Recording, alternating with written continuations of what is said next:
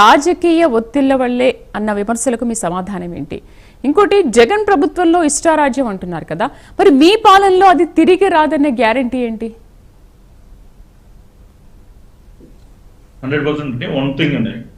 So DSP గారి విషయంలో ఒత్తిడి అయింటే డే 1 ఎప్పుడైతే అలిగేషన్ వచ్చిందో ఆ రోజు 100% అతను తీసేసేవాళ్ళు, లేదా అతను ట్రాన్స్ఫర్ చేసేవాళ్ళు. కానీ అతని మీద పర్టికులర్ గా ఎంక్వైరీ పెట్టి నీట్ గా చేసి దాని తర్వాత నిజాలు తెలిసిన తర్వాత ఏదైనా యాక్షన్ తీసుకుంటారు 100%. ఎందుకంటే రాజకీయ ఒత్తిళ్ళు అవుతాయి, ఆ రోజే వచ్చుంటాయి, ఈ రోజు వరకు ఉండాల్సిన అవసరం లేదు. కాబట్టి కూటమి ప్రభుత్వంలో ఏదైనా సరే ఒకరు కాదు, ఇక్కడ అంటే 3 పార్టీల కలయిక తీసుకొని గవర్నమెంట్ ఫామ్ చేశారు. కాబట్టి ఏదైనా ఒకటి జరిగినప్పుడు కూడా ముగ్గురు కూర్చొని ఒకరంటే ఈ రాష్ట్ర ప్రజల కోసం పవన్ కళ్యాణ్ గారు మొట్టమొదటి అడుగు వేసి ఒక కూటమి ప్రభుత్వాన్ని ఏర్పరిచారు. కాబట్టి పవన్ కళ్యాణ్ ఒకరే చెప్తానో, లేదా చంద్రబాబు ఒకరే చెప్తానో, లేదా బీజేపీ ఒకటి చెప్తూ కాదు, ముగ్గురు కలిసి తీసుకొని ఇది రైట్ ఇది రాంగ్ అని డిసైడ్ చేస్తున్నారేంటి? మనోహర్ గారు, రఘురామకృష్ణరాజు కూడా ఈ వ్యాఖ్యలు చేశారు కదా, ఆయన మంచి వ్యక్తి, ఆయనకు ఒక మంచి ట్రాక్ రికార్డు ఉంది, అవార్డులు కూడా తీసుకున్నారని చెప్తున్నారు. మరోవైపు ఆయన ఏంటనేది విషయాన్ని బయటపెట్టి విచారణ జరిపారు, అంతర్గతంగా ఏం జరిగిందనే విషయాన్ని డిప్యూటీ సీఎం బయటపెట్టారు. మరేంటి కూటమిలోని లొసుకులేంటి? అదేనండి, కూటమిలోనే పవన్ కళ్యాణ్ గారు ఫస్ట్ పవన్ కళ్యాణ్ గారికి ఉన్న ఇన్ఫర్మేషన్ బట్టి ఒక విధంగా చెప్పారు, తనకు వచ్చిన ఇన్ఫర్మేషన్ బట్టి. రఘురామరాజు గారికి అతనితో ఉన్న పర్సనల్ యాక్సెస్ తను చెప్పాడు. కానీ ఫైనల్ గా అతని మీద ఒక ఎంక్వైరీ వేసి హోమ్ డిపార్ట్మెంట్, హోమ్ మినిస్టర్ అనే వాళ్ళు ఉన్నారు, ఒక వ్యవస్థ ఉన్నది, ఇండియన్ తీసుకుని దాని తర్వాత ఈ రోజు ఏదో నిర్ణయం తీసుకున్నారు. అంటే ఏదైనా సరే మీరు అన్నట్టు పొలిటికల్ ఒత్తిడి అవుతే ఆ రోజు తీసుకొని ఏదో అవుట్ చేసేవాళ్ళు కదా, అలా కాదు కదా.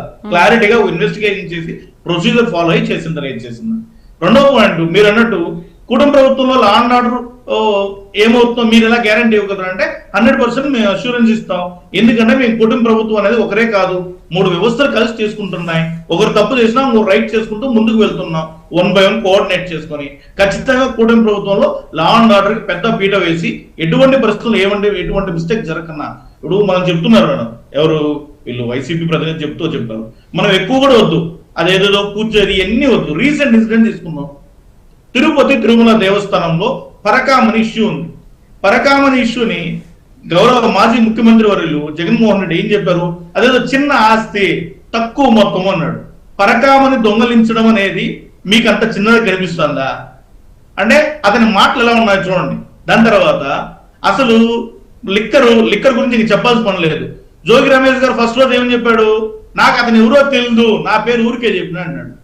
క్లారిటీగా వాళ్ళ పక్క వీధి అతనే, అదే వీధిలో ఉండే అతను ఇక్కడ వచ్చి ములకల చెరువు అనే ప్రాంతంలో తమ్మెలపురం నియోజకవర్గంలో దొంగసారా కాలుస్తూ దొరికిపోయారు. అంటే వీళ్ళు తప్పులు చేయకపోతే వీళ్ళ దగ్గర ఎవిడెన్స్ ఉంటే వీళ్ళు ప్రొడ్యూస్ చేసి పెయిన్ మీద వచ్చేయచ్చు కదా. ఇప్పుడు కాకాని గోవర్ధన్ రెడ్డి గారు ఉన్నారు, అతని మీద వేశారు, 1 month లో విత్ ఇన్ 1 month బయట వచ్చేసాడు తను. మిగతా వాళ్ళు ఎందుకు రాలేకున్నారంటే స్ట్రాంగ్ ఎవిడెన్స్ ఉన్నాయి, అక్కడ వాళ్ళు దొరికిపోయారు కాబట్టి, వాళ్ళు లిక్కర్ స్కామ్ లో ప్రధాన ముద్దాయిలో ఉన్నారు కాబట్టి కుటుంబ ప్రభుత్వం కూడా ఇవ్వడం లేదు. కుటుంబ ప్రభుత్వం ఏడేం లేదు, జ్యుడిషియల్ వ్యవస్థ అని ఉంటుంది. ఆ వ్యవస్థ నువ్వు ఆధారాలు చూపిస్తే నువ్వు లేదని అంటే ప్రొడ్యూస్ చేస్తే ఇచ్చేస్తుంది, బెయిల్ ఇస్తుంది. అలా లేదు కాబట్టి ఈ రోజు వరకు ఉన్నారు. రెండో పాయింట్, అసలు ఇతనేమంటాడు, మద్యం కేసులో ఏం జరగలేదు, మద్యంలో మీరు మిస్టేక్ చేయకపోతే మనం చూసిందాం కొన్ని వీడియోలు. వెంకటేష్ నాయుడు అనే వ్యక్తి కట్టలు ఎత్తుకొని కోట్ల డబ్బు మనం వీడియోలు చూస్తాం కౌంటింగ్ చేస్తూ. మరి మీకు మద్యం కేసులో జరగకపోతే ఆ వీడియోలన్నీ ఎక్కడి నుంచి వచ్చాయి అవన్నీ? అంటే మీ ప్రభుత్వంలో మీరు ఎప్పుడైతే నోరు తెరిస్తే, నెక్స్ట్ మీరు అన్నట్టు మంత్రులు ఉన్నారు, ఏ రోజైనా సరే ఏ మంత్రి అయినా సరే ఈ రోజు కుటుంబ ప్రభుత్వంలో ఆంధ్రప్రదేశ్ రాష్ట్రాన్ని 24వ స్థానంలో ఉన్న దాన్ని పవన్ కళ్యాణ్ గారు పంచాయతీరాజ్ వ్యవస్థని నిన్న ర్యాంకింగ్ లో మొదటి స్థానాన్ని తీసుకొచ్చారు.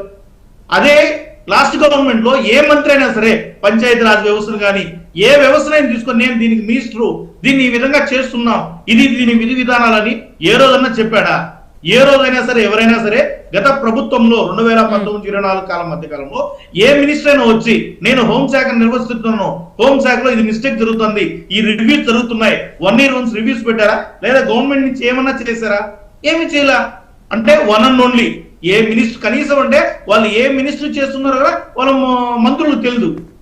ఎందుకంటే కేవలం వ్యవస్థలన్నిటి కూడా వాళ్ళు డమ్మీలుగా పెట్టి జగన్మోహన్ రెడ్డి అనే వ్యక్తి చేశాడు కాబట్టి ఈ రోజు గంపగొత్తుగా వచ్చి ఓట్లేసి గెలిపించారు. ఒకవేళ ఇతను అన్నట్టు మేము వైసీపీ గవర్నమెంట్ చాలా ఫెయిర్ గా ఉన్నాం, గంజాయి మొట్టమొదటి ప్లేస్ తో వచ్చింది 2019, 24 ప్రాంతంలో.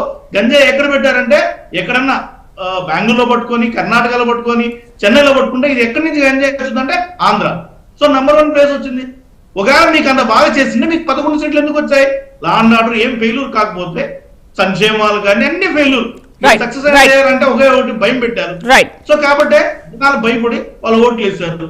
మీరు అలా ఉండింటే మీ 11 సీట్లు కాదు కదా, 151 సీట్లు ఉన్న వ్యక్తులు కనీసం 100 సీట్లకో లేదా 50 సీట్లకో 70 సీట్లకో పరిమితం అవ్వాలి. మరి 11 సీట్లకు పరిమితం అయ్యారంటే దాని అర్థం ఏంది? మీ పరిపాలన సరిలేదు, మీరు పాలించడం చేత కాదు, ప్రజలకు మీ వ్యవస్థలు తెలియడం లేదు. నవరత్నాలు అంటారు, నకిలీ రత్నాలు ఇస్తారు, అది ఎక్కడ ఎవరికి వస్తాయో తెలియదు, ఏం చేస్తారు. నెక్స్ట్ జగనన్న కాలనీ అంటారు. జగనన్న కాలనీ ఒక స్కామ్ చెప్తాను చూడండి మేడం. WP అని స్టార్ట్ అవుతుంది. WP ration number, ration card number WP తో స్టార్ట్ అవుతుంది. ఏదో నెంబర్లు ఉంటాయి అంతే. వాళ్ళకు ఆధార్ నెంబర్ 16 డిజిట్ 9 తో స్టార్ట్ అవుతుంది. అంటే ఏదో ఒకటి వాళ్ళకి ఇచ్చింది ఒకటేసి ఒక ఆధార్ నెంబర్, ఒక రేషన్ కార్డు ఇచ్చేసి మీరు చూసారా చంద్రగిరి వాళ్ళకి. అంటే అప్పుడు మీరు ఇవన్నీ చూసారా? ఇప్పుడు వస్తున్నాయి ఈ స్కామ్లని. ఇప్పుడు చూస్తూ ఉంటే జగనన్న కాలనీలను చూస్తూ ఉంటే ఏంది ఆ పట్టాలని చూస్తే ఎక్కడో పులివెందుల్లో ఉండే వాళ్ళకి చంద్రగిరిలో ఇచ్చిండారు, తిరుపతిలో ఉండే వాళ్ళు పులివెందులు తీసుకున్నారు. అంటే వాళ్ళ పేరు ఒకటే కరెక్ట్, వాళ్ళకి రేషన్ కార్డు ఉండదు, వాళ్ళకి ఆధార్ కార్డు కూడా కరెక్ట్ కాదు, కానీ పేరు వాళ్ళ పేరు ఉంటుంది, జెన్యున్ పేరు. రేషన్ కార్డు ఎత్తుకుంటే WP తో స్టార్ట్ అయి ఉంటుంది, ఆధార్ నెంబర్ 9 తో స్టార్ట్ అవుతుంది అంతే. మిగతా అంతా వాళ్ళకి పులివెందులో నుంచి. రామారావు గారు ఏమంటారు? రామారావు గారు మ్యూట్ లో ఉన్నారు.